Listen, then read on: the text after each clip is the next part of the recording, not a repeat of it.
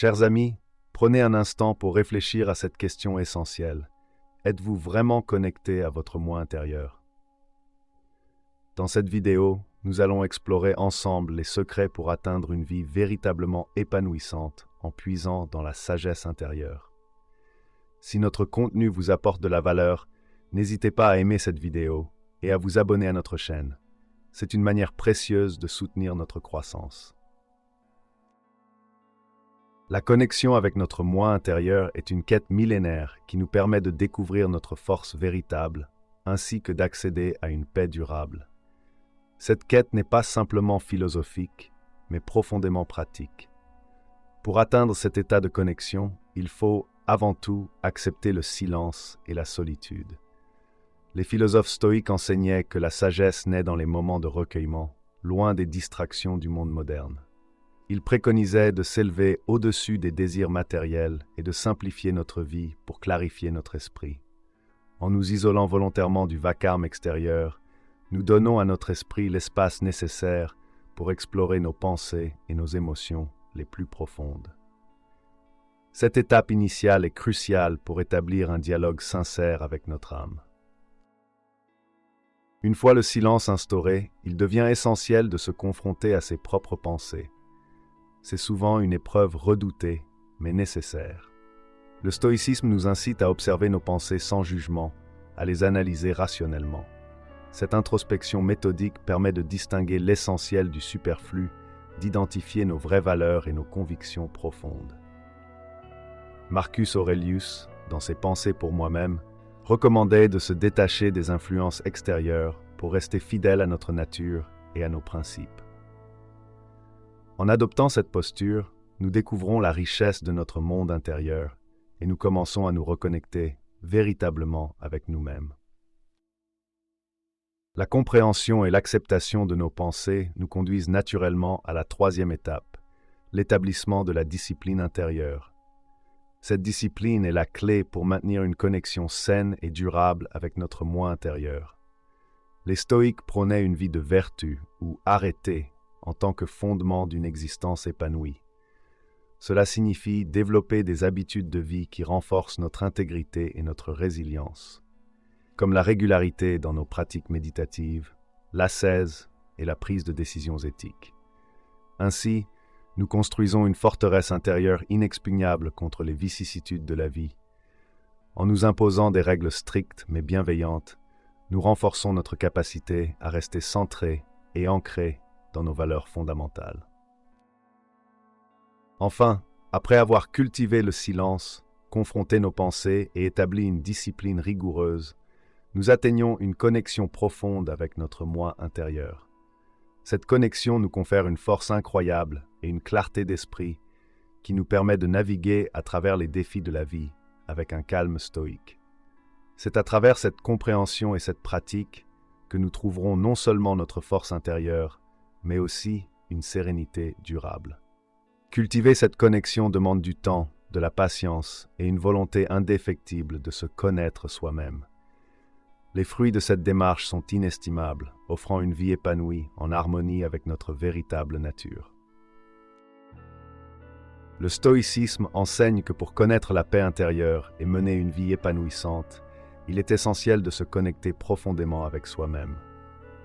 Cette introspection commence par la reconnaissance de ses propres pensées, émotions et comportements. Platon disait « Connais-toi toi-même ». Cette maxime n'a jamais été aussi pertinente. Souvent, nous passons nos vies distraits par des stimuli extérieurs, mais il est crucial de trouver des moments de silence pour écouter la voix intérieure. L'un des principes fondamentaux du stoïcisme est la pratique quotidienne du journalisme intérieur. Marc Aurèle, un des plus grands empereurs romains et philosophes stoïciens, écrivait chaque jour pour examiner ses pensées et ses actions. Ce processus permet de poser des questions profondes à soi-même, telles que « Ai-je agi avec vertu aujourd'hui ? Quelles étaient mes intentions réelles derrière chaque action ? Ai-je succombé à des émotions qui ne dépendaient pas de moi ?» Cette réflexion aide à aligner ses actions avec ses valeurs les plus profondes. La pratique de la méditation est également un outil puissant pour se connecter à son moi intérieur. Bien que différente de la méditation bouddhiste ou yogique, la méditation stoïcienne implique la contemplation des vertus et des principes de vie. En méditant sur les valeurs stoïciennes, telles que la sagesse, le courage, la justice et la tempérance, on en arrive à une meilleure compréhension de soi et de son rôle dans le monde.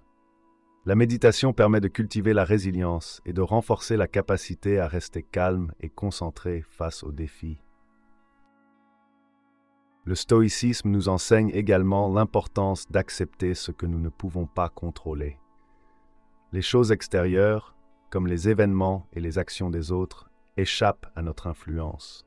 En revanche, nous avons le pouvoir de maîtriser notre propre esprit, nos réactions et nos attitudes. Épictète nous rappelle que nous ne pouvons pas changer les événements, mais nous pouvons changer notre regard sur eux. Cette compréhension est libératrice et conduit à une paix intérieure durable. L'un des exercices stoïciens les plus profonds est la visualisation de la perspective. Cet exercice consiste à se rappeler notre place dans l'univers.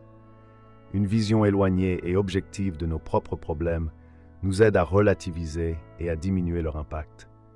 Lorsque nous concevons notre vie sous un angle plus large, nous percevons l'insignifiance de beaucoup de nos préoccupations quotidiennes.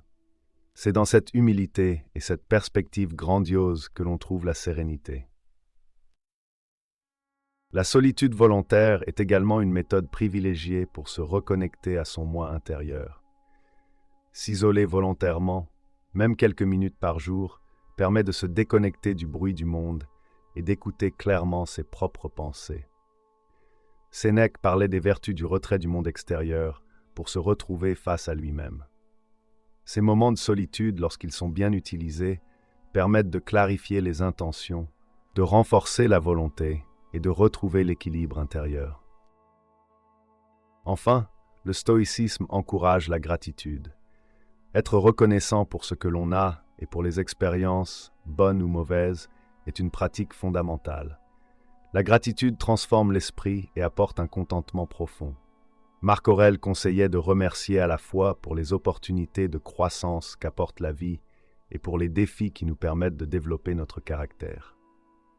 La reconnaissance nous relie à notre essence la plus noble et nous permet de vivre avec une attitude de bienveillance et de sérénité constante. Nous voici à la moitié de notre voyage de découverte intérieure. Si vous n'avez pas encore aimé cette vidéo ou vous abonner à notre chaîne, c'est le moment idéal pour le faire. Votre soutien est crucial pour nous. La première étape pour se connecter avec son moi intérieur est d'adopter une routine quotidienne de méditation. La méditation n'est pas simplement une pratique spirituelle, mais une nécessité pour calmer l'esprit et trouver la clarté intérieure. Consacrez chaque jour un moment précis pour méditer, de préférence le matin, lorsque l'esprit est encore frais. Trouvez un endroit calme, asseyez-vous confortablement, fermez les yeux et concentrez-vous sur votre respiration. Laissez vos pensées aller et venir sans vous y attacher. Deuxièmement, il est crucial de tenir un journal. Écrire vos pensées quotidiennes vous permet de mieux comprendre votre monde intérieur. Chaque jour, notez ce pour quoi vous êtes reconnaissant, vos peurs, vos aspirations et vos réflexions. Ce journal deviendra un miroir de votre esprit, vous aidant à discerner vos schémas de pensée et à identifier les domaines nécessitant une amélioration. Ensuite, pratiquez la gratitude à travers des actions simples. Remerciez consciemment ceux qui vous entourent et reconnaître les petites bénédictions quotidiennes crée un état d'esprit positif et ouvre des portes vers une connexion plus profonde avec votre essence. Cela pourrait être aussi simple que de sourire à un étranger, aider un proche ou même apprécier la beauté d'une fleur. Commencez chaque journée par identifier 3 choses pour lesquelles vous êtes reconnaissant. Quatrièmement, isolez-vous régulièrement pour des moments de solitude. La solitude n'est pas synonyme de solitude sentimentale, mais une opportunité de se reconnecter avec soi-même. Emmenez-vous dans un lieu tranquille et engagez-vous dans la réflexion intérieure, sans distraction extérieure. Marchez dans un parc, asseyez-vous près d'un cours d'eau ou contemplez les montagnes au loin. Ces moments sont essentiels pour recharger votre énergie intérieure. Cinquièmement, engagez-vous dans des activités créatives sans attente de résultats. La créativité libère l'esprit et permet de se connecter à des aspects de soi souvent négligés. Que ce soit dessiner, écrire, jouer de la musique ou même construire quelque chose de vos mains, ces activités stimulent la réflexion et l'introspection. Ne vous souciez pas de perfectionner votre art. L'important est le processus, non le produit final. Enfin, intégrez la lecture philosophique et stoïque dans vos routines quotidiennes. Les écrits des grands penseurs comme Sénèque, Épictète et Marc Aurèle offrent une sagesse intemporelle pouvant guider votre cheminement intérieur. Chaque jour, prenez le temps de lire et méditer sur un passage en réfléchissant à sa signification et comment l'appliquer dans votre vie. La pratique de la réflexion philosophique renforce votre esprit et affine votre compréhension de vous-même et du monde. L'histoire de Marc Aurèle, l'empereur philosophe, est un témoignage poignant de la puissance du stoïcisme dans la quête de la paix intérieure. En tant qu'empereur romain, il se trouva souvent au cœur du chaos et du désordre politique. Cependant, grâce à sa pratique stoïcienne, il put maintenir sa tranquillité d'esprit en se concentrant sur ce qu'il pouvait contrôler et en acceptant ce qu'il ne pouvait pas. Ce n'est pas les événements qui perturbent les hommes, mais leur jugement sur ces événements, écrit-il. Cette citation résume parfaitement son approche stoïque, rappelant à chacun l'importance de maintenir une perspective droite face aux épreuves. Sénèque, un autre grand stoïcien, nous offre une perspective encore plus intime sur la recherche de la sérénité. Philosophe et conseiller à la cour impériale, il était souvent au centre de tensions politiques intenses. Pourtant, Sénèque prônait la simplicité de vie et le détachement des biens matériels, affirmant que la véritable richesse réside dans la tranquillité d'esprit et non dans les possessions. Il nous rappelle que la sagesse consiste à distinguer ce qui dépend de nous de ce qui n'en dépend pas. Cette orientation pragmatique est un pilier pour tout aspirant stoïcien. Un exemple moderne de stoïcisme incarné est celui de l'ancien président américain Bill Clinton. Dans son parcours politique tumultueux, il a souvent recouru à la philosophie stoïcienne pour garder son calme face à la critique et aux défis. Clinton pratique la méditation stoïcienne pour réfléchir quotidiennement sur la nature des événements et pour adopter une perspective ancrée dans la réalité et la responsabilité personnelle. Sa sérénité en face des tempêtes politiques démontre comment le stoïcisme peut évoluer et s'appliquer efficacement à des contextes contemporains. Ryan Holiday, un auteur contemporain, est une figure emblématique qui apporte le stoïcisme dans la vie moderne. Dans ses livres populaires tels que The Obstacle is the Way et The Daily Stoic, il partage des leçons pratiques tirées des anciens stoïciens pour aider les gens à surmonter les difficultés et à trouver la paix intérieure.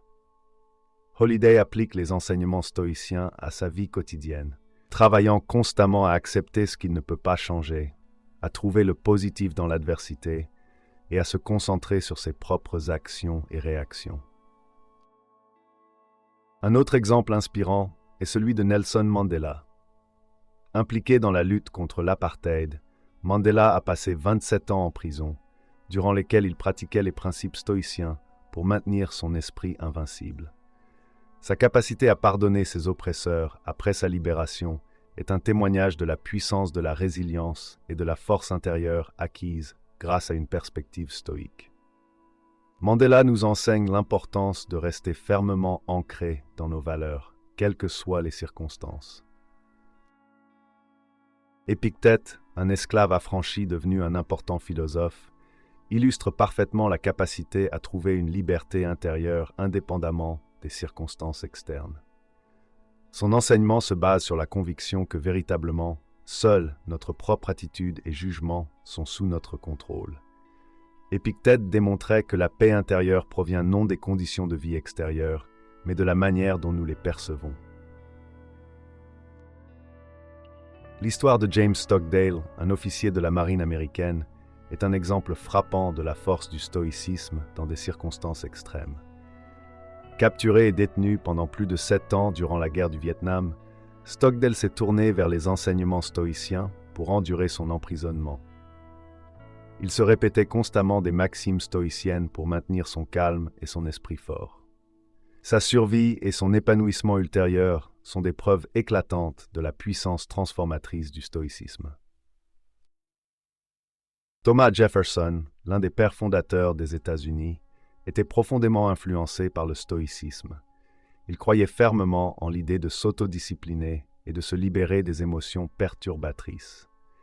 Ses écrits témoignent de ses efforts constants pour se reconnecter à ses propres principes et pour vivre en accord avec ses valeurs stoïciennes.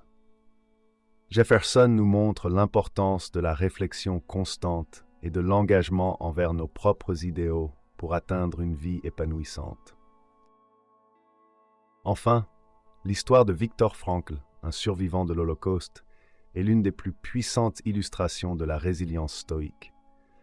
Dans son livre Man's Search for Meaning, Frankl décrit comment, même dans les camps de concentration nazis, il trouvait des moyens de donner du sens à sa souffrance.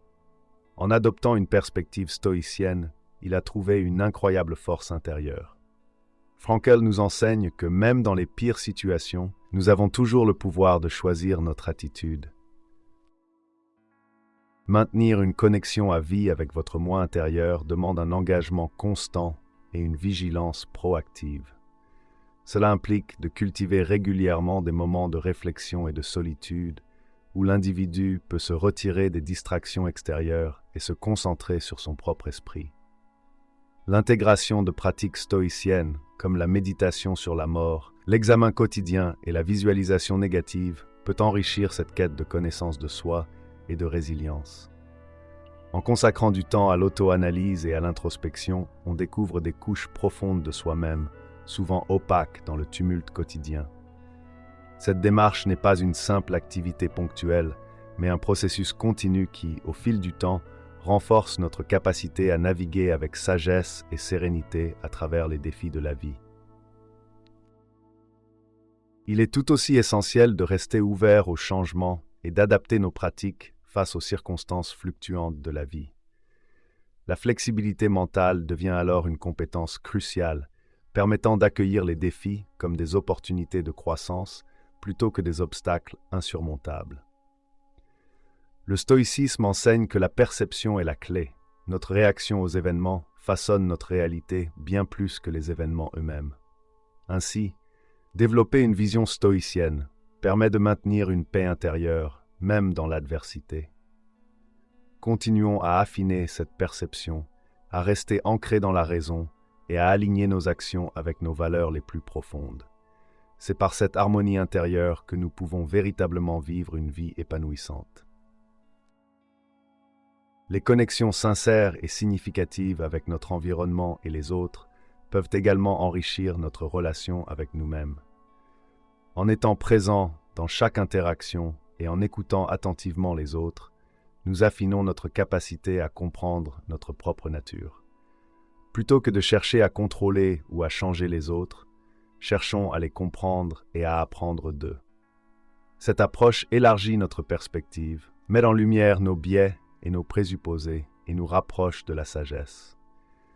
La pratique constante de la gratitude, du respect et de l'humilité envers les autres est un chemin sous-estimé vers la connaissance de soi. En adoptant cette philosophie, nous trouvons en nous-mêmes des ressources inépuisables de compassion et de force intérieure. Enfin, rappelons-nous que cette quête d'harmonie intérieure est un voyage sans fin. Chaque étape nous offre de nouvelles leçons et chaque épreuve est une chance de grandir. Il est crucial de ne pas se décourager par les obstacles, mais de les voir comme des composantes essentielles de notre cheminement. Adoptons une perspective stoïcienne selon laquelle tout ce qui nous arrive est une opportunité d'exercer notre vertu. En faisant preuve de constance, de patience et de détermination, nous tissons lentement la toile de notre caractère authentique et résilient. Cette aventure intérieure, bien que solitaire, nous mène à une plénitude qui transcende les plaisirs éphémères. Ainsi, en choisissant de vivre en accord avec nos principes et en enquêtant sans relâche sur notre moi intérieur, nous découvrons le véritable sens d'une vie épanouissante. Merci d'avoir pris le temps de suivre cette exploration profonde vers votre moi intérieur. N'oubliez pas de liker, vous abonner et partager cette vidéo avec ceux qui cherchent également une vie épanouissante et pleine de sagesse. Votre soutien est vital pour nous permettre de continuer à grandir.